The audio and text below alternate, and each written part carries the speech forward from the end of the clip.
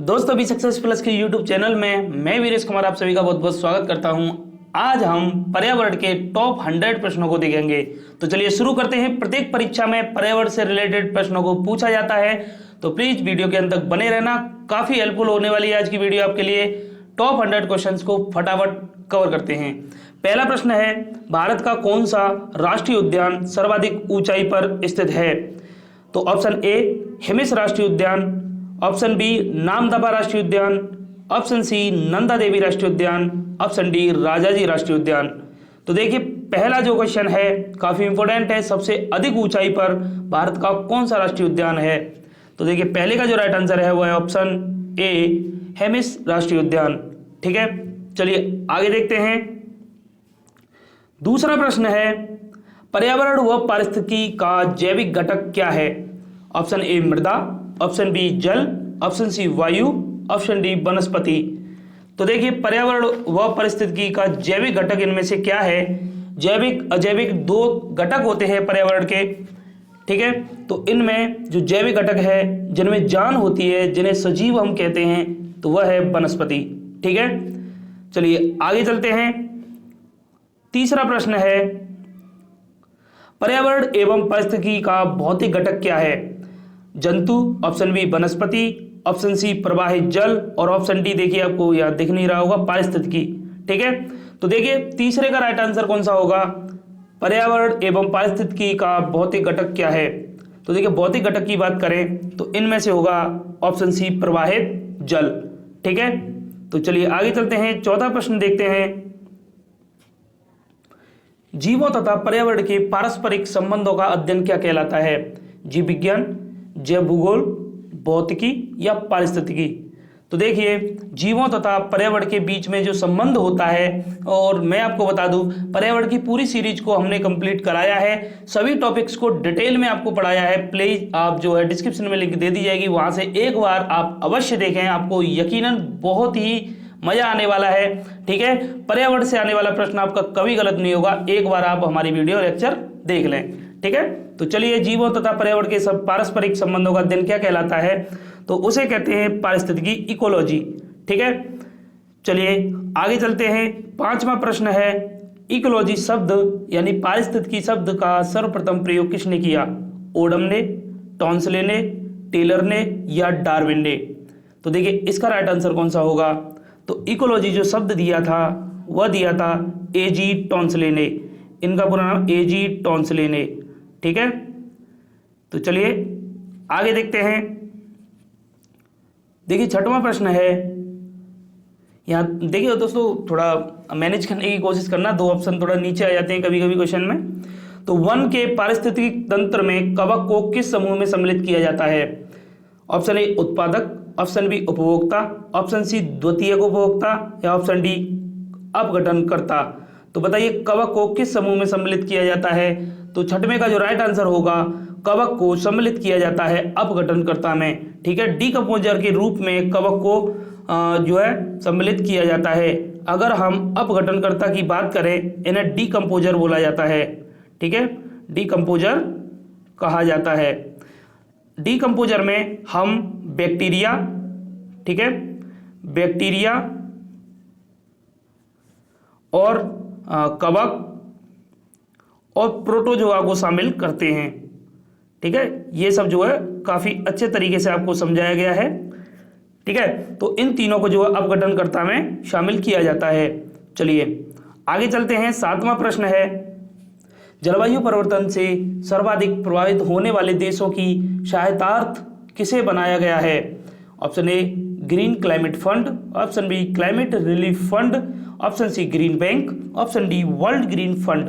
तो देखिए सात का राइट आंसर कौन सा होगा? तो इसका जो राइट आंसर है वह है ग्रीन क्लाइमेट फंड। ठीक है, तो चलिए आठवां प्रश्न देखते हैं, वनों को नष्ट करने का कुप्रभाव क्या पड़ता है? ऑप्शन ए मृदा अपरदन पर, ऑप्शन बी खरपतवार नियंत्रण पर, ऑप्शन सी सूर्य के प्रकाश पर, ऑप्शन डी चारागाहों की वृद्धि पर। तो देखिए वनों को नष्ट करने का कुप्रभाव क्या पड़ता है इनमें से? तो इसका जो राइट आंसर है वह है मृदा अपरदन, क्योंकि पेड़ की जो जड़ें होती हैं वह मृदा को जकड़ कर रखती हैं, जिससे मृदा का अपरदन नहीं होता है। ठीक है, अगर वनों को हम काट दें तो उससे मृदा अपरदन में वृद्धि हो जाती है। चलिए आगे चलते हैं, 9वां प्रश्न देखते हैं। पहाड़ों पर काफी नमी व जल होता है, फिर भी यहाँ मरुद्भिद क्यों होते हैं? यानी यहाँ पर जो पेड़ पौधे जो पाए जाते हैं वह मरुद्भिद क्यों होते हैं? तो ऑप्शन ए है पहाड़ों पर जल बर्फ में बदल जाता है। ऑप्शन बी ढलानों के कारण पानी बह जाता है और पौधों द्वारा उपयोग में नहीं लाया जाता। ऑप्शन सी पहाड़ों की चट्टानें जल अवशोषित नहीं कर पाती। ऑप्शन डी उपयुक्त में से कोई नहीं। तो देखिए, पहाड़ों पर काफी नमी व जल होता है, फिर भी यहाँ के पौधे मरुद्भिद होते हैं, क्योंकि इसका जो राइट आंसर है वह है ऑप्शन बी। पहाड़ों पर क्या होता है, ढलानों के कारण पानी बह जाता है और वह पौधों के उपयोग में नहीं आता है। ठीक है, जिस कारण यहाँ के पौधे मरुद्भिद होते हैं। चलिए आगे देखते हैं, 10वां प्रश्न है प्राकृतिक पारिस्थितिक तंत्र का उदाहरण क्या है? यानी प्राकृतिक जो पारिस्थितिक तंत्र होता है नेचुरल, उसका उदाहरण कौन सा है? खेत, बांध, झील, पार्क। तो देखिए इसका राइट आंसर कौन सा होगा? तो प्राकृतिक तौर पर हम देखें तो इनमें से होगा झील। ठीक है, प्राकृतिक तौर पर देखें तो झील। बांध का निर्माण भी मनुष्य द्वारा किया जाता है, खेतों का निर्माण भी और पार्क का निर्माण भी मनुष्य के द्वारा किया जाता है। ठीक है, वह कृत्रिम रूप से पारिस्थितिक तंत्र होता है और यह प्राकृतिक रूप से पारिस्थितिक तंत्र का उदाहरण झील होता है। चलिए आगे देखते हैं, 11वां प्रश्न है कृत्रिम पारिस्थितिक तंत्र का उदाहरण क्या है? अभी मैंने आपको बताया था कृत्रिम कौन सा होता है, जो मनुष्य के द्वारा जिसका निर्माण किया जाता है। तो ऑप्शन ए है प्रवाल भित्ति, option B wetland, option C खेत, ऑप्शन डी नदी। तो देखिए आंसर आपको नजर आ गया होगा, इसका जो राइट आंसर है वह है ऑप्शन सी खेत। ठीक है, कृत्रिम पारिस्थितिक तंत्र का निर्माण जो है मानव के द्वारा किया जाए। चलिए 12वां प्रश्न देखते हैं, लवणीय जल पारिस्थितिक तंत्र का उदाहरण क्या है? नदी, प्रवाल भित्ति, बांध, तालाब। यानी ये क्वेश्चन कहना ये चाह रहा है कि ऐसा कौन सा पारिस्थितिक तंत्र है जहां पर लवणीय जल द्वारा उसका निर्माण होता है। तो इनमें से किस में लवणीय जल पाया जाता है? अगर आपको ये पता है तो आप आसानी से बता सकते हैं। तो देखिए जो कोरल रीफ होती है, प्रवाल भित्ति, यहाँ पर जो है इसका जो पारिस्थितिक तंत्र होता है वो लवणीय जल के द्वारा होता है। ठीक है, चलिए आगे देखते हैं, 13वां प्रश्न, स्वच्छ जल पारिस्थितिक तंत्र का उदाहरण क्या है? अब स्वच्छ जल की बात करें तो देखिए समुद्र तट, खाड़ी, एस्चुरी या तालाब। तो इसका राइट आंसर कौन सा होगा? तो स्वच्छ जल का यहाँ पर अगर हम उदाहरण की बात करें तो जो पारिस्थितिक तंत्र होता है वह तालाब का होता है। ठीक है, चलिए आगे देखते हैं, 14वां प्रश्न है पारिस्थितिक तंत्र के जैविक व अजैविक घटकों को कौन जोड़ते हैं? उत्पादक, कार्बनिक पदार्थ, अकार्बनिक पदार्थ या उपभोक्ता।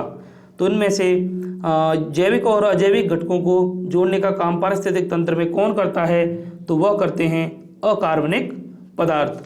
ठीक है, चलिए 15वां प्रश्न देखते हैं, मृदा अपरदन को किससे बचाया जा सकता है? पशुओं को अत्यधिक चराकर, वनस्पति के कटाव द्वारा, वन रोपण द्वारा, पक्षियों की जनसंख्या बढ़ाकर। तो अगर मृदा अपरदन आपको रोकना है तो इसमें से आप क्या करेंगे? तो वन रोपण द्वारा इसको बचाया जा सकता है। ठीक है, पेड़ पौधे अधिक मात्रा में लगाए जाएं तो इससे मृदा अपरदन को रोका जा सकता है। चलिए आगे देखते हैं, 16वां प्रश्न, एक पारिस्थितिक तंत्र में उत्पादकों एवं उपभोक्ताओं की संख्या को कौन निश्चित करते हैं? जलवायु संबंधी कारक, धरातलीय कारक, जैविक कारक या मृदा कारक। तो 16 का राइट आंसर होगा, तो देखिए उत्पादकों एवं उपभोक्ताओं की संख्या को निश्चित करते हैं जलवायु संबंधी कारक। ठीक है, चलिए आगे देखते हैं, 17वां प्रश्न है पारिस्थितिक तंत्र के पादपों व प्राणियों के पारस्परिक संबंधों का आधार क्या है? उत्पादक, पोषण संबंध, ऊर्जा प्रवाह, अपघटक। तो इसका राइट आंसर कौन सा होगा? तो देखिए पादपों व प्राणियों के पारस्परिक संबंधों का जो आधार होता है वह होता है पोषण संबंध। ठीक है, चलिए ये सब फूड चेन वगैरह मैंने वहाँ पर कंप्लीट कराया है। अगर आप नए आए हैं चैनल पर तो प्लीज़ एक बार आप विजिट जरूर करें। पर्यावरण की सीरीज में हमने सभी जहाँ तक है सभी टॉपिक्स को कंप्लीट कराया है। ठीक है। और वहां पर मैंने प्रत्येक टॉपिक से रिलेटेड एमसीक्यू को भी कराया है, तो प्लीज आप एक बार अवश्य देख लें। चलिए आगे चलते हैं, 18वां प्रश्न देखते हैं। प्रकाशीय ऊर्जा को रासायनिक ऊर्जा में कौन बदलते हैं? सूक्ष्म जीवाणु, अपघटक, द्वितीयक उपभोक्ता, हरे पादप। तो 18 का राइट आंसर कौन सा होगा? तो देखिए, प्रकाशीय ऊर्जा को रासायनिक ऊर्जा में बदलने का काम करते हैं हरे पादप। ठीक है, ये जो है फोटोसिंथेसिस की जो क्रिया होती है उसके द्वारा इसका निर्माण होता है। चलिए 19वां प्रश्न है, पारिस्थितिक तंत्र के स्वपोषी घटक कौन होते हैं? सूक्ष्म जीवाणु, परवच्ची, पादप, मृतोपजीवी। तो सबसे पहले जो शब्द आता है स्वपोषी, स्वपोषी वे होते हैं जो अपना खाना स्वयं बनाते हैं। ठीक है, तो इनमें से अपना खाना कौन बनाते हैं? तो पादप जो है प्रकाश संश्लेषण यानी फोटोसिंथेसिस के द्वारा अपना खाना स्वयं बनाते हैं। ठीक है, तो चलिए आगे देखते हैं 20वां प्रश्न। हरे पौधों को पारिस्थितिकी में क्या कहते हैं? संप्रेषण, प्रेषक, उत्पादक, उपभोक्ता, परावर्तक। तो अगर यहाँ हम बात करें, हरे पेड़ पौधों को जो है पारिस्थितिकी में कहा जाता है उत्पादक। ठीक है, तो उत्पादक का काम कौन करते हैं? हरे पेड़ पौधे। चलिए 21वां प्रश्न है, विश्व का सर्वाधिक प्रसिद्ध कीटनाशक कौन सा है? डीडीटी, बीएससी और फ्लिट बैगोन। तो बताइए इसका राइट आंसर। तो देखिए, विश्व का सर्वाधिक प्रसिद्ध कीटनाशक होता है डीडीटी। ठीक है, तो कौन सा है? डीडीटी। चलिए 22वां प्रश्न, मरुस्थली भवन किससे होता है? तो ऑप्शन ए वनों को उखाड़ने के कारण, ऑप्शन बी जल की सतह से होने वाले मृदा अपरदन के कारण, और ऑप्शन सी दिया गया है वायु की वजह से होने वाले मृदा अपरदन के कारण, और ऑप्शन डी बहुत उच्च तापमान एवं कम वर्षा के कारण। तो देखिए इसका राइट आंसर क्या होगा? इसका जो राइट आंसर है, मरुस्थली भवन होता है बहुत उच्च तापमान एवं कम वर्षा के कारण। यानी मरुस्थलों का निर्माण कैसे होता है? वहां पर अधिक टेम्परेचर होता है और कम वर्षा होती है। ठीक है, तो चलिए आगे देखते हैं 23वां प्रश्न, शाकाहारी प्राणी क्या कहलाते हैं? उत्पादक, प्राथमिक उपभोक्ता, द्वितीयक उपभोक्ता, तृतीयक उपभोक्ता। तो देखिए 23 का जो राइट आंसर है, शाकाहारी प्राणी जो होते हैं, जो पेड़ पौधों को, साग सब्जियों को खाते हैं, उन्हें शाकाहारी प्राणी कहा जाता है और इनको प्रथम उपभोक्ता की श्रेणी में रखा जाता है। ठीक है, चलिए 24वां प्रश्न देखते हैं। कुत्ता किस वर्ग में आता है? प्राथमिक उपभोक्ता, द्वितीयक उपभोक्ता, तृतीयक उपभोक्ता या उत्पादक। तो कुत्ता जो आता है वह आता है द्वितीयक उपभोक्ता के अंदर। ठीक है, चलिए क्योंकि ये जो होता है वह मांसाहारी की श्रेणी में आता है, शाकाहारी मांसाहारी दोनों में आ जाता है। आगे देखें 25वां प्रश्न है, सर्वाहारी जंतु किस वर्ग में आते हैं? उत्पादक, प्राथमिक उपभोक्ता, द्वितीयक उपभोक्ता, और देखिए एक और ऑप्शन होगा इसका, हाँ, तृतीयक उपभोक्ता। तो सर्वाहारी जंतु जो है किस वर्ग में आते हैं? तो ये आते हैं द्वितीयक उपभोक्ता के अंदर। ठीक है, चलिए आगे चलते हैं।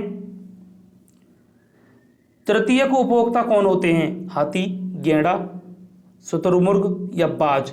अगर इसमें से आपसे पूछा जाए कि तृतीयक उपभोक्ता कौन होंगे, तो इनमें से होगा बाज। ठीक है, चलिए आगे देखते हैं। 27वां प्रश्न है, शेर किस वर्ग में सम्मिलित है? सर्वाहारी, उत्पादक, द्वितीयक उपभोक्ता, तृतीयक उपभोक्ता। तो इसका जो राइट आंसर है, शेर जो आएगा वो आएगा तृतीयक उपभोक्ता के अंतर्गत। चलिए 28वां प्रश्न, गिद्ध किस वर्ग में आता है? प्राथमिक उपभोक्ता, परजीवी, द्वितीयक उपभोक्ता, तृतीयक उपभोक्ता। तो इसका जो राइट आंसर है, गिद्ध जो आएगा ये मांसाहारी होता है, तो ये भी तृतीयक उपभोक्ता के अंतर्गत आता है। ठीक है, फूड चेन से भी एक न एक प्रश्न जो है प्रत्येक परीक्षा में पूछा जाता है। ठीक है, तो इनके बारे में भी पता होना चाहिए। अब देखिए 29वां प्रश्न है, प्रकृति का सफाई कर्मी किसे कहा जाता है? मोस्ट इंपोर्टेंट प्रश्न है, कई बार परीक्षा में ये पूछा गया है। तो बताइए सफाई कर्मी किसे कहते हैं? केचुआ, गिद्ध, शुतुरमुर्ग, बाज।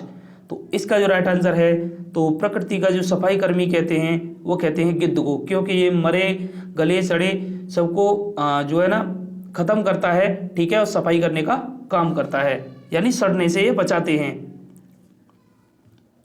30वां प्रश्न है, सम्मार्जक उपभोक्ता की श्रेणी में कौन सम्मिलित हैं? दीमक, मेढक, छिपकली या सांप? तो इसका जो राइट आंसर होगा तो सम्मार्जक उपभोक्ता की श्रेणी में आता है दीमक। Option A is the correct answer. चलिए 31वां प्रश्न देखते हैं। अपघटक जीवों का उदाहरण कौन है? शैवाल, प्लांक्टन, कवक, मेढक। अभी मैंने आपको अपघटक के बारे में बताया था। हम 3 जीवों को अपघटक में लेते हैं, तो इसमें से एक जो आंसर है वह है कवक, ठीक है, और उसके अलावा आता है प्रोटोजोआ, अभी मैंने अभी आपको बताया था, ठीक है, और प्रोटोजोआ के अंतर अलावा जो आता है वो आता है बैक्टीरिया, जीवाणु, ठीक है। तो ये तीनों आपको याद रखने हैं, जीवाणु, प्रोटोजोआ और कवक। चलिए 32वां प्रश्न देखते हैं। बैक्टीरिया किस श्रेणी में सम्मिलित है? देखिए अभी मैंने आपको बताया था और आपके सामने प्रश्न आ गया। तो बैक्टीरिया किस श्रेणी में सम्मिलित है? उत्पादक, अपघटक, प्राथमिक उपभोक्ता, द्वितीयक उपभोक्ता। तो देखिए 32 का राइट आंसर कौन सा होगा? तो वो है अपघटक, ठीक है। चलिए आगे चलते हैं।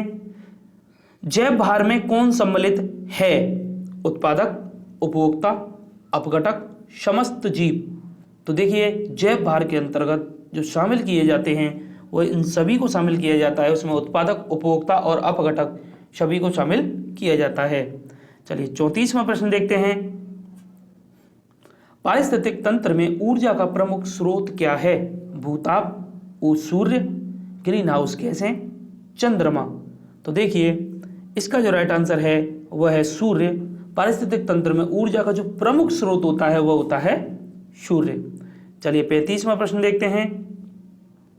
पारिस्थितिक तंत्र में ऊर्जा का कौन होता है? रूपांतरण, निर्माण, स्थिरीकरण, विनाश। ऊर्जा का कौन होता है? देखिए क्वेश्चन में कुछ थोड़ा मिस्टेक है, इसमें यह पूछना चाहिए था कि पारिस्थितिक तंत्र में ऊर्जा का क्या होता है? रूपांतरण, निर्माण, स्थिरीकरण, विनाश। या कौन की जगह पे दोस्तों क्या होगा, ठीक है, या आप थोड़ा आप बताइए। पारिस्थितिक तंत्र में ऊर्जा का क्या होता है? या रूपांतरण होता है, निर्माण होता है, स्थिरीकरण होता है, विनाश होता है? तो देखिए इसका जो राइट आंसर है वो है ऑप्शन ए, रूपांतरण होता है, ठीक है। ऊर्जा का क्या होता है? रूपांतरण होता है। चलिए आगे चलते हैं। 36वां प्रश्न है, पारिस्थितिक तंत्र में ऊर्जा का ह्रास किससे होता है? स्थिरीकरण से, प्रदूषण से, रूपांतरण से, नवीनीकरण से। तो देखिए उसी से मिलता जुलता प्रश्न आपके सामने यहाँ आ चुका है। अब आपको पहले वाले प्रश्न में को समझने में कोई दिक्कत नहीं होगी। तो यहाँ देखिए पारिस्थितिक तंत्र में ऊर्जा का ह्रास किसके द्वारा होता है? रूपांतरण से होता है, ठीक है। चलिए आगे देखते हैं। 37वां प्रश्न है, हरे पौधे सूर्य प्रकाश को किस में बदलते हैं? यांत्रिक ऊर्जा में, रासायनिक ऊर्जा में, भौतिक ऊर्जा में या विद्युत ऊर्जा में? तो हरे पेड़ पौधे जब प्रकाश संश्लेषण की क्रिया करते हैं उसके बाद वह प्रकाशीय ऊर्जा को रासायनिक ऊर्जा में बदल देते हैं। चलिए 38वां प्रश्न देखते हैं। दोस्तों जल्दी जल्दी हमें 100 क्वेश्चंस को कंप्लीट करना है, समय न गंवाते हुए ज़्यादा। तो 38वां प्रश्न है, पादपों से शाकाहारी जीवों में कितनी ऊर्जा पहुंचती है? तो देखिए 10%, 20%, 30% या 1%। तो इसका जो राइट आंसर होगा वह है 10%। इसे 10% का नियम भी कहते हैं, यानी एक स्थान से दूसरे स्थान तक जाने में, यानी जैसे पेड़ पौधों से प्रथम उपभोक्ता की तरफ जाने में 10% ऊर्जा ही पहुंचती है। रूपांतरण जो होता है वो 10% का ही होता है, एक फॉर्म से दूसरी फॉर्म में पहुंचने में। चलिए आगे देखते हैं। 39वां प्रश्न है, पारिस्थितिक तंत्र में ऊर्जा का प्रवाह सदैव कैसा होता है? अगर आपसे ऊर्जा के प्रवाह के बारे में पूछा जाए तो उसका जो प्रवाह होता है, यहाँ ऑप्शन दिए गए चतुर्दिशात्मक यानी चारों दिशाओं में, एक दिशात्मक, त्रिदिशात्मक या द्विदिशात्मक। तो इसका राइट आंसर कौन सा होगा? तो वह होगा एक दिशात्मक। ऊर्जा का प्रवाह जो होता है वह एक दिशा में होता है, ठीक है। चलिए 40वां प्रश्न है, पारिस्थितिक तंत्र में ऊर्जा सदैव किस स्तर को प्रवाहित होती है? उच्च स्तर से निम्न स्तर को, उच्च स्तर से अति उच्च स्तर को, निम्न स्तर से उच्च स्तर को, या समान स्तर को? तो देखिए इसका राइट आंसर कौन सा होगा? तो इसमें जो ऊर्जा का जो सदैव जो प्रवाहित जो होती है ऊर्जा, वह हमेशा उच्च स्तर से निम्न स्तर को प्रवाहित होती है। ठीक है, तो चलिए 41वां प्रश्न देखते हैं। पारिस्थितिक तंत्र में विभिन्न रासायनिक तत्वों का प्रवाह कैसे होता है? एक दिशात्मक, लंबवत, चक्रीय या क्षैतिज? तो देखिए विभिन्न रासायनिक तत्वों का जो प्रवाह होता है पारिस्थितिक तंत्र में वह होता है चक्रीय, चक्रीय फॉर्म में ये होता है। चलिए 42वां प्रश्न देखते हैं। ऊर्जा का गैर परंपरागत स्रोत कौन सा है? पेट्रोलियम, कोयला, सौर विकिरण, नाव की ऊर्जा उत्पादक केंद्रों की विद्युत? तो देखिए 42 का जो राइट आंसर होगा, तो गैर परंपरागत की बात करें तो वह है सौर विकिरण। ठीक है, चलिए आगे देखते हैं 43वां प्रश्न।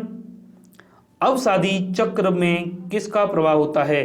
जल का, खनिजों का, वायु का, ऊर्जा का? तो देखिए अवसादी चक्र में जो प्रवाह होता है वह होता है मिनरल्स का। ठीक है, खनिजों का प्रवाह होता है। चलिए 44वां प्रश्न देखते हैं। अगर स्पीड ज़्यादा लगे तो आप जो है अपनी सेटिंग में से स्पीड को कम भी कर सकते हैं। ठीक है, चलिए 44वां प्रश्न है। खाद्य श्रृंखला की प्रत्येक कड़ी क्या कहलाती है? उत्पादन स्तर, खाद्य स्तर, पोषण स्तर या अवशोषण स्तर? तो देखिए 44 का राइट आंसर कौन सा होगा? तो खाद्य श्रृंखला की प्रत्येक कड़ी कहलाती है पोषण स्तर। ठीक है, 45वां प्रश्न है। हरे पादप भोजन श्रृंखला के किस स्थान पर होते हैं? प्रारंभ, मध्य, अंतिम या सर्वत्र? तो देखिए इसका राइट आंसर होगा, तो हरे पादप जो है वह उत्पादक का काम करते हैं और प्रारंभिक श्रृंखला में मतलब श्रृंखला में प्रारंभ में होते हैं। ठीक है, चलिए 46वां प्रश्न देखते हैं। जीवों के मध्य भोजन प्राप्त करने के निश्चित पोषण क्रम को क्या कहते हैं? खाद्य क्रम, खाद्य श्रृंखला, खाद्य जाल, खाद्य वृक्ष? देखिए 46 का जो आंसर होगा वह है खाद्य श्रृंखला। ठीक है, जीवों के मध्य भोजन प्राप्त करने के निश्चित पोषण क्रम को, जो क्रम होता है उसे कहते हैं खाद्य श्रृंखला। तो क्रम वही होता है जैसे घास को खाया टिड्डे ने टिड्डे को खाया, ऐसे ही जो छिपकली ने छिपकली को खाया, आगे इसी तरीके की एक चेन बनती जाती है, तो ये होता है पोषण क्रम। ठीक है, आगे देखते हैं 47वां क्वेश्चन है। जीवों में ऊर्जा का स्थानांतरण किसके द्वारा होता है? जल चक्र से, अवसादी चक्र से, खाद्य श्रृंखला से, जंतु श्रृंखला से? तो देखिए इसका जो राइट आंसर है, जो ऊर्जा का जो स्थानांतरण होता है वह एक दूसरे को खाने के कारण होता है, तो वह होता है खाद्य श्रृंखला के द्वारा। ठीक है, चलिए आगे चलते हैं 48वां क्वेश्चन की ओर। एकाधिक खाद्य श्रृंखला के किसी स्तर पर मिलने से क्या बनता है? खाद्य चक्र, खाद्य जाल, खाद्य संगम, खाद्य वृक्ष?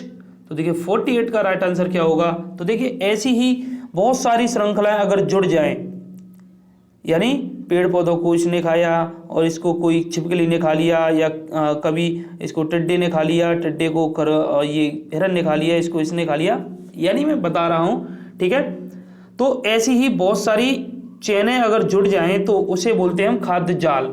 ठीक है, फूड वेब, खाद्य जाल उसको बोला जाता है। बहुत सारी चेनों से निर्माण होता है खाद्य जाल का।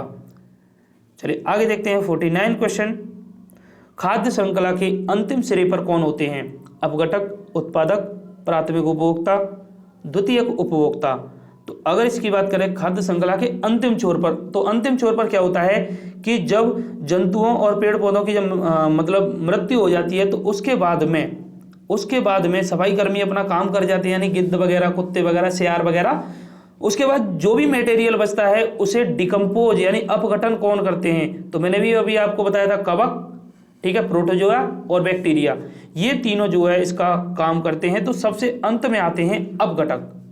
ठीक है, चलिए 50वां प्रश्न देखते हैं। खाद्य श्रृंखला की सबसे कमजोर कड़ी कौन होती है? प्राथमिक उपभोक्ता, उत्पादक, द्वितीयक उपभोक्ता, सर्वोच्च उपभोक्ता? तो देखिए इसका जो राइट आंसर है, खाद्य श्रृंखला की सबसे कमजोर कड़ी होती है सर्वोच्च उपभोक्ता। ठीक है, चलिए 51वां प्रश्न देखते हैं। एक खाद्य श्रृंखला में अधिकतम कितनी कड़ी हो सकती हैं? 1 2 3 4 9 10 या 4 5। यानी फूड चेन की बात करें कि जैसे घास को खाया था, टिड्डे ने टिड्डे को खाया था, मेंढक ने मेंढक को खाया था, इस तरीके से अगर हम बात करें तो ऐसी कितनी कड़ी हो सकती हैं? ठीक है, मैक्सिमम ऐसी कितनी कड़ी हो सकती हैं? तो वो होती है 4 5। ठीक है, ये भी आपको याद रखना है, कभी आपसे पूछा जाए तो आप बता सकते हैं 4 5। चलिए 52वां प्रश्न देखते हैं। पारिस्थितिक तंत्र में उपस्थित जीवों की संख्या, भार व ऊर्जा के आधार पर क्रमानुसार दर्शाया जाए तो बनने वाली आकृति कौन होगी? त्रिभुज, पिरामिड, स्तंभ, षटकोण। तो ये देखिए, अगर आपने पर्यावरण की मतलब वीडियोज देखी हैं, अगर आपने तैयारी की है तो आप इसे बता सकते हैं। तो जो आकृति जो बनती है वह बनती है पिरामिड। पिरामिड को मैंने बहुत ही अच्छे तरीके से पढ़ाया है। ठीक है, आप ये ना समझें कि बार बार मैं यही बोल के अपने चैनल को प्रमोट कर रहा हूँ, आपके भले के लिए बता रहा हूँ। एक बार आप वीडियो अवश्य देख लें, डिस्क्रिप्शन में आपको प्लेलिस्ट की लिंक दे दी जाएगी। यकीनन आप जो है बाद में यही सोचेंगे कि ठीक है हमें बता दिया तो अच्छा हुआ। ठीक है, और बाकी अगर आपको मेरे द्वारा की जा रही मेहनत पसंद आ रही है तो प्लीज़ आप बस हमारे लिए इतना कर सकते हैं कि चैनल को प्लीज़ सब्सक्राइब कर लें। ठीक है, दोस्तों में शेयर करें, बेल आइकन पर प्रेस करके रखें जिससे कि समय से आपको वीडियो उपलब्ध हो सके। ठीक है, चलिए आगे चलते हैं। 53वां प्रश्न है, पारिस्थितिक तंत्र में ऊर्जा का पिरामिड कैसा होता है? सदैव सीधा, सदैव उल्टा, कभी सीधा कभी उल्टा, अनियमित। तो देखिए, ऊर्जा के पिरामिड की बात करें तो ऊर्जा का पिरामिड जो होता है वो सदैव सीधा होता है। ठीक है, ऊर्जा का पिरामिड सदैव सीधा होता है। चलिए आगे देखते हैं। समस्त शाकाहारी जीव क्या कहलाते हैं? प्राथमिक उपभोक्ता, द्वितीयक उपभोक्ता, तृतीयक उपभोक्ता या उत्पादक। तो इसका जो राइट आंसर होगा, जो शाकाहारी जो जीव आते हैं वह प्राथमिक उपभोक्ता की श्रेणी में आते हैं। 55वां प्रश्न है, एक घास स्थल में संख्या पिरामिड कैसा होता है? अगर हम संख्या पिरामिड की बात करें तो कैसा होगा? सीधा, उल्टा, त्रिकोणीय, स्तंभ। तो संख्या पिरामिड जो होता है घास स्थल में वह सीधा होता है। ठीक है, चलिए 56वां प्रश्न है, जैव भार का उल्टा पिरामिड किस पारिस्थितिक तंत्र की विशेषता है? यानी जैव भार के अकॉर्डिंग बात करें तो उल्टा पिरामिड किस पारिस्थितिक तंत्र में बनता है? वर्षा वन में, महासागर में, मरुस्थल में या डेल्टा में? तो देखिए, ये जो बनता है जैव भार के अकॉर्डिंग उल्टा पिरामिड महासागर में बनता है। ठीक है, चलिए आगे चलते हैं। 57वां प्रश्न है, एक खाद्य श्रृंखला में पादप, हिरण, भेड़िया व शेर हैं, सर्वाधिक ऊर्जा किसमें होगी? अब यहां पर ये देखिए, टेक्निकल क्वेश्चन आपसे पूछा गया है। अब यहां पर जो है पादप, हिरण, भेड़िया, शेर आपको दिए गए हैं, सर्वाधिक ऊर्जा किसमें होगी?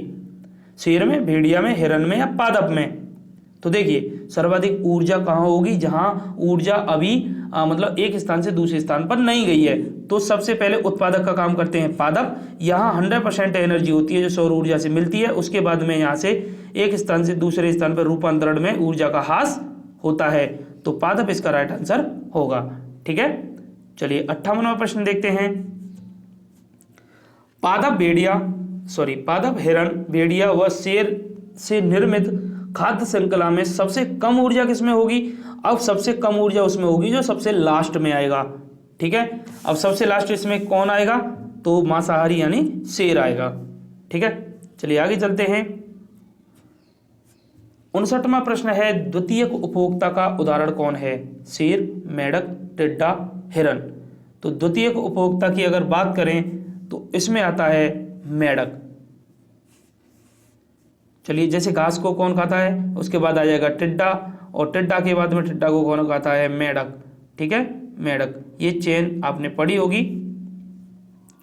60वां प्रश्न है, प्रत्येक खाद्य श्रृंखला कहाँ समाप्त होती है? उत्पादक पर, प्राथमिक उपभोक्ता पर, द्वितीयक उपभोक्ता पर या अपघटक पर? फिर वही बात आ गई, अभी क्वेश्चन आपको मैंने कराया था कि खाद्य श्रृंखला का अंत कहाँ होता है? वहाँ जहाँ डिकम्पोज यानी मृत्यु होने के बाद में जंतु या पादप की, वहाँ उसको डिकम्पोज करके मिट्टी में मिला दिया जाता है, वहाँ उसका अंत होता है। तो ऑप्शन डी अपघटन पर। और अपघटन करता कौन होते हैं? तो जीवाणु, कवक और प्रोटोजोआ। चलिए 61वां प्रश्न, किसी पारिस्थितिक तंत्र के समस्त अपघटक नष्ट होने पर कौन सा चक्र सर्वाधिक प्रवाहित होगा?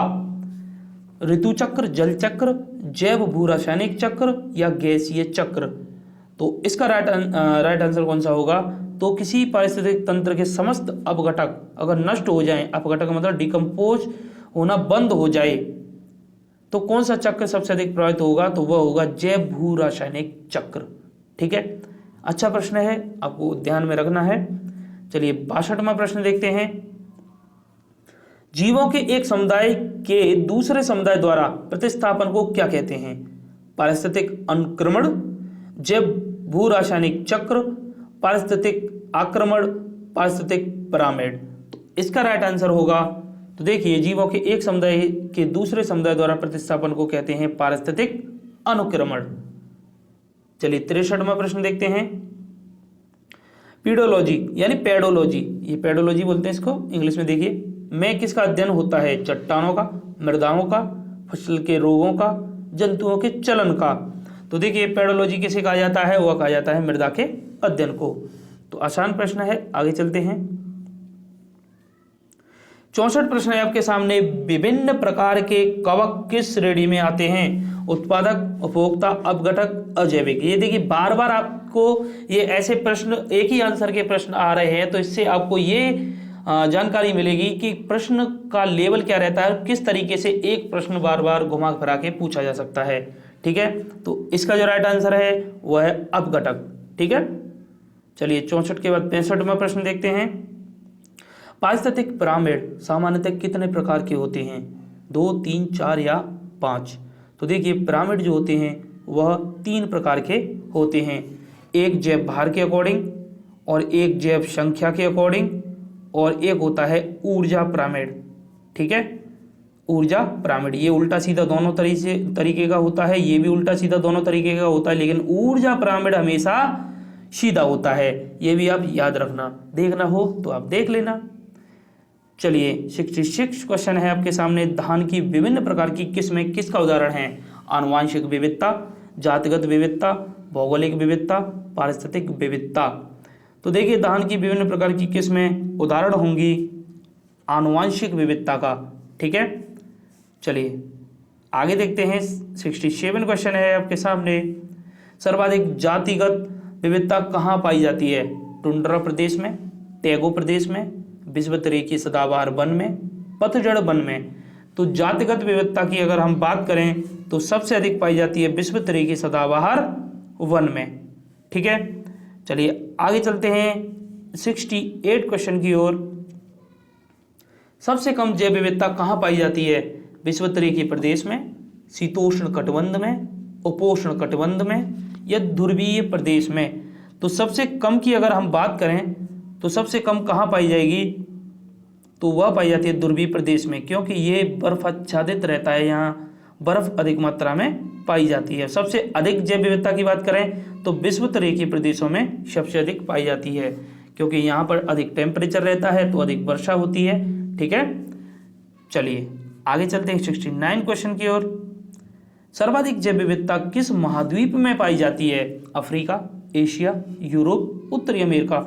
अगर आपको ये पता है कि सर्वाधिक जैव विविधता कहाँ पाई जाती है? विषुवतरेखा के प्रदेशों में, तो विषुवतरेखा कहाँ से होकर गुजरती है, तो उसके अकॉर्डिंग आप बता सकते हैं। तो देखिए एशिया की बात करें तो एशिया से विषुवतरेखा नहीं गुजरती है। ठीक है, और ऐसे उत्तरी अमेरिका भी यहाँ पड़ता है, और इसके बाद एशिया भी ऊपर यहाँ पड़ता है, एशिया से होकर गुजरती है। लेकिन मध्य की बात करें तो मध्य में दक्षिण अफ्रीका नहीं, अफ्रीका कॉन्टिनेंट से मध्य से होकर गुजरती है। तो अफ्रीका कॉन्टिनेंट जो है सबसे नज़दीक है, और सबसे जो विविधता अधिक पाई जाती है वह अफ्रीका महाद्वीप में पाई जाती है। तो चलिए आगे देखते हैं। 70 क्वेश्चन है, सर्वाधिक जैव विविधता वाला देश कौन सा है? जर्मनी, भारत, चीन, दक्षिण अफ्रीका? तो फिर देखिए आपके सामने वही प्रश्न आ गया। अगर आपको विषुवतरेखा के बारे में जानकारी है तो आप इसका राइट आंसर बता सकते हैं। सर्वाधिक जैव विविधता वाला देश इनमें से कौन सा है? तो देखिए इसका जो राइट आंसर होगा इन देशों की इसमें परिप्रेक्ष्य में बात करें तो यहाँ इसका राइट आंसर भारत होगा। ठीक है, चलिए देखते हैं आगे। 71 प्रश्न है आपके सामने। राष्ट्रीय पार्क यानी नेशनल पार्क में किसकी सुरक्षा प्रदान की जाती है? केवल पौधों के लिए, केवल जंतुओं के लिए, पौधों तथा जंतुओं दोनों के लिए, संपूर्ण पारतंत्र यानी इकोसिस्टम के लिए। तो 71 का राइट आंसर कौन सा होगा? तो देखिए, जब राष्ट्रीय पार्क जो होता है उसमें जो सुरक्षा प्रदान की जाती है पूरे इकोसिस्टम के लिए उसकी जो सुरक्षा प्रदान की जाती है। 72वां प्रश्न देखिए, स्थानीय जीव विविधता को क्या कहते हैं? गामा जैव विविधता, बीटा जैव विविधता, अल्फा जैव विविधता, एक्स जैव विविधता। इस प्रश्न में जितने भी टर्म्स आपको दिए गए हैं इनके बारे में मैंने बहुत ही अच्छे तरीके से डिटेल में पढ़ाया है। तो देखिए इसका राइट आंसर कौन सा होगा? तो 72 का जो राइट आंसर है वो है अल्फा जैव विविधता। ठीक है, स्थानीय जैव विविधता को कहते हैं अल्फा जैव विविधता। चलिए, बीटा जैव विविधता किसका उदाहरण है? कच्छ के रण, राजस्थान, भारत, एशिया। तो इसका राइट आंसर कौन सा होगा? तो बीटा जैव विविधता किसका उदाहरण है? तो वह है भारत का। ठीक है, चलिए आगे चलते हैं। वैश्विक जैव विविधता को क्या कहते हैं? अल्फा, बीटा, गामा या नैनो? तो देखिए इसका राइट आंसर होगा गामा। तो देखिए एक बार मैं आपको फिर से बता देता हूं, स्थानीय तौर पर इकोसिस्टम में जीवों का जो आदान प्रदान जो होता है उस वो अल्फा के अंतर्गत आता है, और एक राज्य से दूसरे राज्य के बीच, पूरे एक कंट्री के बीच में जो होता है वह बीटा के अंतर्गत आता है, और वैश्विक तौर पर अगर बात करें तो वह गामा के अंतर्गत आता है। ठीक है, बाकी अगर आपको डिटेल में पढ़ना हो तो आप एक बार वीडियो जरूर देख लें। चलिए 75वां प्रश्न देखते हैं। भूमध्य रेखीय वन किस स्तर की जैव विविधता के उदाहरण हैं? स्थानीय, राष्ट्रीय, महाद्वीपीय, वैश्विक। तो देखिए 75 का राइट आंसर कौन सा होगा? तो भूमध्य रेखीय जो वन है वह वैश्विक जैव विविधता के उदाहरण है। चलिए 76 क्वेश्चन है, उष्णकटिबंधीय सदाबहार वनों में वैश्विक जैव विविधता का कितना प्रतिशत पाया जाता है? 25, 33 और 50 या 50 से अधिक? तो यहाँ देखिए इसका राइट आंसर कौन सा होगा? तो उष्णकटिबंधीय सदाबहार वनों में वैश्विक जैव विविधता का 50% से अधिक पाया जाता है। ठीक है, चलिए आगे चलते हैं 77 क्वेश्चन की ओर। विश्व में जीव जंतुओं की ज्ञात जातियों की संख्या लगभग कितनी है? 14 लाख, 24 लाख, 34 लाख, 44 लाख। जीव जंतुओं की ज्ञात जातियों की संख्या ये लगभग में आपसे पूछी गई है, तो वह है 14 लाख। ठीक है, 78 क्वेश्चन, प्रचुर जैव विविधता संपन्न राष्ट्रों को किस श्रेणी में रखा गया है? मल्टी डाइवर्सिटी देश, सुपर डाइवर्सिटी देश, मेगा डाइवर्सिटी देश, मास डाइवर्सिटी देश। तो देखिए इसका राइट आंसर कौन सा होगा? तो प्रचुर जैव विविधता संपन्न राष्ट्र को जो है मेगा डाइवर्सिटी देशों में रखा जाता है। ठीक है, चलिए 79 प्रश्न देखते हैं। भारत में जीव जातियों की संख्या ज्ञात संख्या लगभग कितनी है?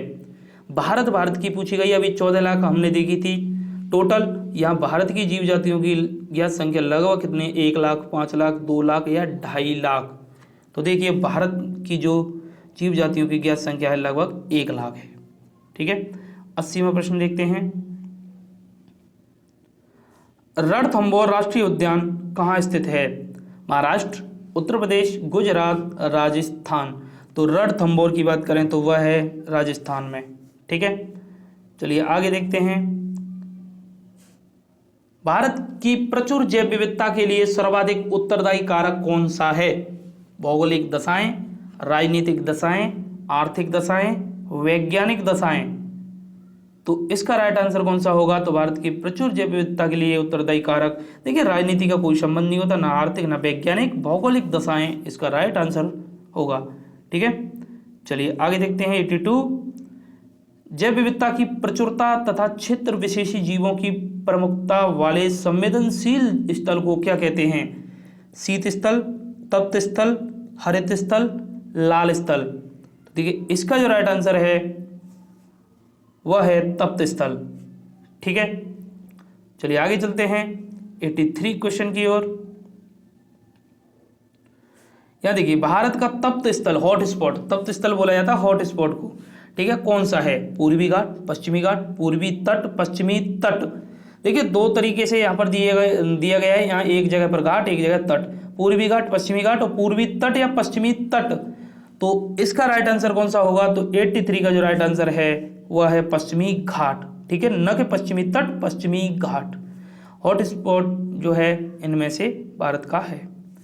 चलिए आगे देखें, 84 क्वेश्चन है, सर्वाधिक हॉटस्पॉट किस महाद्वीप में चिन्हित किए गए हैं? एशिया, अफ्रीका, दक्षिण अमेरिका, उत्तरी अमेरिका।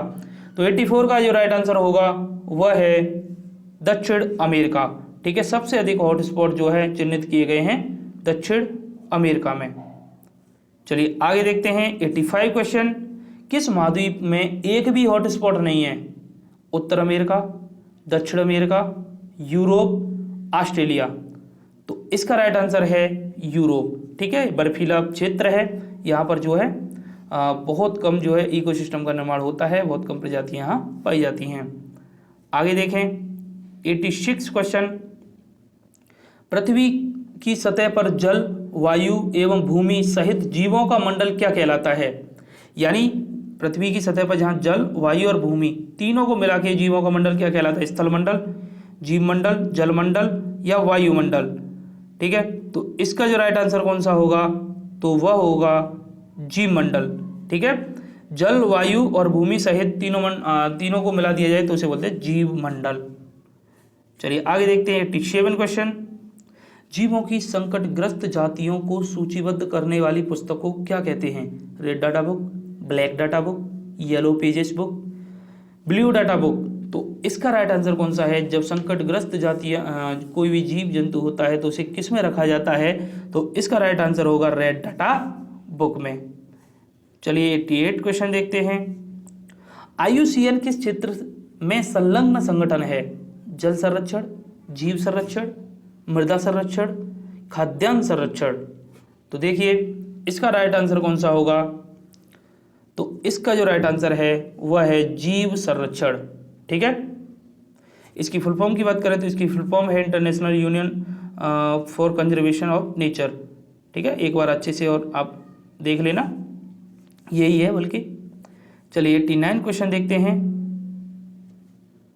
डायनासोर किस जाति का उदाहरण है? दुर्लभ जाति, संकटग्रस्त जाति, विलुप्त जाति, दैत्य जाति। तो डायनासोर की बात करें तो कौन सी जाति का उदाहरण है? तो वह है, डायनासोर खत्म हो चुके हैं तो विलुप्त जाति के अंतर्गत इसको रखा गया है। चलिए 90 क्वेश्चन देखते हैं, भारत की संकटग्रस्त पादप जाति का उदाहरण कौन सा है? आक, तुलसी, नीम, रोहिड़ा।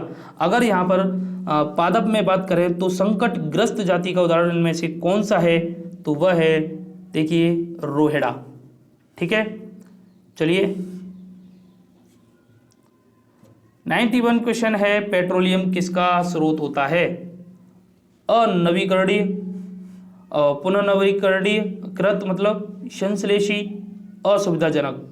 तो देखिए 91 का राइट आंसर कौन सा होगा? तो पेट्रोलियम जो है ये अनवीकरणीय का उदाहरण है,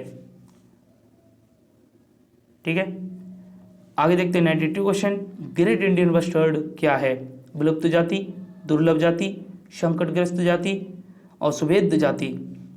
तो 92 का राइट आंसर कौन सा होगा? तो ग्रेट इंडियन बस्टर्ड जो है, जो राजस्थान का राज्य की पक्षी है, ठीक है, ये संकटग्रस्त की प्रजाति उसमें श्रेणी में रखा गया है। ये जितनी भी श्रेणियाँ हैं इन सभी के बारे में मैंने पढ़ाया है, ठीक है, आप देख लेना, देखना चाहो तो। 93 क्वेश्चन है, निरंतर ह्रास के कारण शीघ्र ही संकटग्रस्त की श्रेणी में आने की आशंका वाली जाति को क्या कहते हैं? दुर्लभ जाति, भयग्रस्त जाति, सुभेद्य जाति, विलुप्त जाति। तो देखिए 93 का राइट आंसर होगा, अगर इनकी संख्या जो है लगातार घट रही है तो उसे सुभेद्य जाति कहते हैं।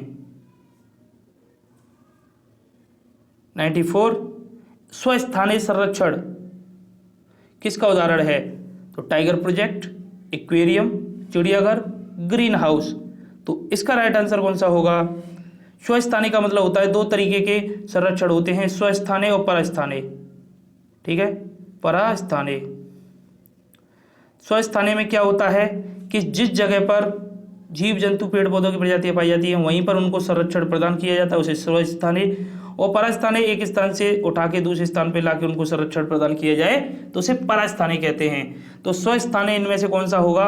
तो यहाँ देखिए, तो यहाँ आपको दिया गया है टाइगर प्रोजेक्ट, एक्वेरियम, चिड़ियाघर, ग्रीन हाउस। तो ये देखिए इन सब का तो निर्माण किया जाता है। टाइगर प्रोजेक्ट जो होता है जहाँ पर टाइगर पाए जाते हैं वहीं पर इस स्थान को जो है संरक्षण प्रदान किया जाता है। तो 94 का राइट आंसर होगा ऑप्शन ए। चलिए आगे देखते हैं 95, एक ऑप्शन नीचे है। चलिए देखिए, पृथ्वी के वायुमंडल में ओजोन की उपस्थिति से क्या होता है? प्रकाश संश्लेषण की दर उच्च दर में रुकावट बनती है। ऑप्शन बी है, पराबैंगनी किरणों को पृथ्वी के भीतर प्रवेश करने से रोकने में सहायता करती हैं। ऑप्शन सी, वर्तमान समय में औसत ग्लोबल तापमान को बढ़ाने के लिए उत्तरदायी हुई हैं। चौथा ऑप्शन पढ़ने की जरूरत नहीं है क्योंकि आंसर हमारा इन्हीं 3 ऑप्शन में से है। तो देखिए इसका जो राइट आंसर होगा, ओजोन परत जो होती है वो क्या करती है? तो वह सूर्य से आने वाली अल्ट्रावायलेट रेज को पृथ्वी तक आने में रोकने में जो है सहायता प्रदान करती है, जिससे वो पृथ्वी की सतह तक न आ पाए। ठीक है, तो पराबैंगनी किरणों को पृथ्वी के भीतर प्रवेश करने से रोकने में सहायता करती हैं। ठीक है, अगर ये यहाँ पर आ जाए पृथ्वी की सतह पर तो उससे क्या होता है कि त्वचा का कैंसर वगैरह और बहुत सारी बीमारियां हो सकती हैं। तो चलिए आगे चलते हैं। 96 क्वेश्चन है, DDT क्या होता है? प्रतिजैविक, जैव अपघटनीय प्रदूषक, गैर जैव अपघटनीय प्रदूषक, उपरोक्त में से कोई नहीं। तो इसका राइट आंसर कौन सा होगा? तो जो DDT होता है वह नॉन बायोडिग्रेडेबल होता है, गैर जैव अपघटनीय प्रदूषक। ठीक है, तो 96 के बाद अब देखते हैं 97 क्वेश्चन, बहिर्स्थाने संरक्षण किसका उदाहरण है? ये देखिए बहिर्स्थाने जो दिया गया है इसी को परास्थाने बोलते हैं। ठीक है, परास्थाने इसी को बोला जाता है। अभी मैंने स्वस्थाने परास्थाने के बारे में आपको बताया था। तो यानी बहिर्स्थाने संरक्षण किसका उदाहरण है? जीव मंडल रिजर्व, राष्ट्रीय उद्यान, अभ्यारण्य, जंतुआलय। तो बताइए इसका राइट आंसर। यानी एक स्थान से जीव जंतुओं को उठा के दूसरे स्थान पर उनको संरक्षण देना, उसी को कहते हैं बहिर्स्थाने या परास्थाने। तो 97 का जो राइट आंसर होगा वह होगा जंतुआलय। ठीक है, क्योंकि जीव मंडल रिजर्व जो होते हैं बायोस्फीयर रिजर्व वो उसी स्थान पर बनाए जाते हैं, राष्ट्रीय उद्यान भी, अभ्यारण्य भी। ठीक है, ये सबसे छोटी फॉर्म होती है, उसके बाद ये आता है, फिर उसके बाद ये आता है। चलिए 98 क्वेश्चन देखते हैं, गिर क्या है? राष्ट्रीय उद्यान, जीव मंडल रिजर्व, अभ्यारण्य, टाइगर प्रोजेक्ट। तो देखिए गिर जो कि गुजरात में है, गिर जो है गुजरात में है, तो गिर राष्ट्रीय उद्यान है। ठीक है, गिर जो है राष्ट्रीय उद्यान है, नेशनल पार्क है। चलिए 99 क्वेश्चन देखते हैं, घड़ियाल प्रोजेक्ट किस नदी पर स्थापित है? गंगा, महानदी, चंबल, नर्मदा। तो घड़ियाल की बात करें तो ये भी विलुप्ति की कगार पे है। तो किस नदी पर स्थापित है ये जो प्रोजेक्ट? इसका राइट आंसर है चंबल। ठीक है, चलिए अंतिम प्रश्न की ओर चलने से पहले प्लीज़ आपसे हमारे हाथ जोड़कर विनम्र निवेदन है कि आप प्लीज़ चैनल को सब्सक्राइब कर लें, दोस्तों में शेयर करें और कमेंट करके बताएं कि आपको ये प्रश्न कैसे लग रहे हैं। मैं और बहुत सारे प्रश्न आपको कराने वाला हूं और इससे पहले हम बहुत सारी सीरीज आपको मतलब करा चुके हैं, बहुत सारे टॉपिक्स जो दे चुके हैं और साइंस के रिलेटेड काफ़ी क्वेश्चंस मैंने आपको कराए हैं। जियोग्राफी, हिस्ट्री, सभी के MCQs चल रहे हैं चैनल पर, प्लीज़ आप एक बार अवश्य देख लें। ठीक है, चलिए 100 क्वेश्चन देखते हैं। मानवीय क्रियाकलापों से पूर्ण निषिद्ध क्षेत्र कौन सा है? अभ्यारण्य, राष्ट्रीय पार्क, जीव मंडल रिजर्व, टाइगर प्रोजेक्ट। तो 100 का राइट आंसर कौन सा होगा? तो वह है राष्ट्रीय पार्क। ठीक है, नेशनल पार्क। तो चलिए मिलते हैं आपसे नेक्स्ट वीडियो लेक्चर में, तब तक के लिए धन्यवाद। कमेंट करके बताना आपके कितने प्रश्न आपने अपनी ओर से सही किए हैं। ठीक है, चलिए धन्यवाद।